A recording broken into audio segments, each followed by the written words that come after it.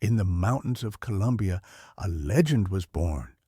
Some say he was a genius, some say he was a monster, but everyone agrees he changed the world in ways no one could ever imagine. Today, we step into the shadow of Pablo Escobar, not the myth, not the celebrity, but the man whose empire was built on ambition, fear, and a river of secrets. Pablo Emilio Escobar Gaviria grew up far from luxury. His father farmed the land. His mother was a school teacher. But Pablo had different dreams. As a teenager, he whispered to his friends that he would become rich, not someday, but soon. He started small, stealing tombstones, selling fake diplomas, smuggling small items across borders. To most, these were petty crimes. To Pablo, they were training. Every risk he took, every rule he broke, built his confidence. He was learning how far he could push the world. By the 1970s, something new was sweeping across the United States. A powerful white powder, exotic, expensive, and exploding in demand. This was the moment Pablo had been waiting for. He partnered with chemists, pilots, smugglers, anyone who could help him move the product across mountains and oceans. The journey was dangerous, but Pablo learned something important. Danger didn't scare him. Failure did. And so the Medellin Cartel was born, a network of shadows controlled by one rising mastermind. In just a few years, Escobar controlled nearly 80% of the world's supply. His wealth was unthinkable. At one point, he was making more than $60 million every single day. But what kept the cartel alive wasn't just money. It was Escobar's philosophy. Plata o plomo. Silver or lead, a bribe or a bullet. Anyone could be bought. And those who couldn't disappeared.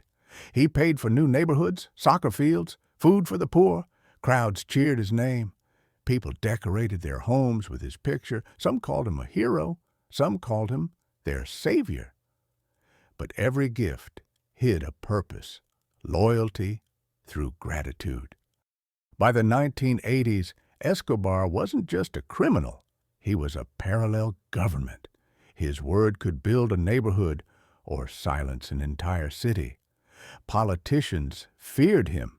Police avoided him. Even judges looked over their shoulders when they said his name. Escobar's empire stretched from Colombia's jungles to Miami's nightclubs.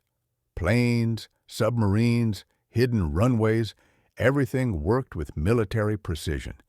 He created a world where disobedience was unthinkable and control was absolute.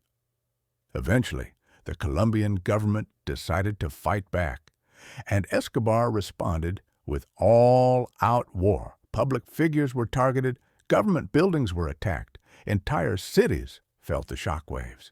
For Colombia, these were terrifying years. For Escobar, this was strategy. He believed fear was the strongest political weapon. He believed he could outsmart an entire country, and for a long time, he did. To stop the violence, the government struck a deal.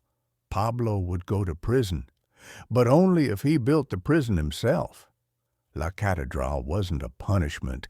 It was a luxury fortress, soccer fields, chefs, game rooms, a panoramic view of Medellin.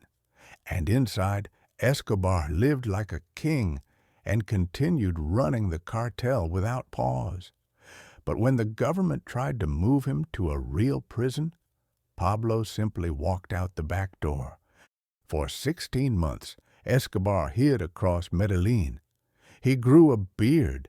He changed houses constantly, but no matter where he went, he was never far from the sound of helicopters.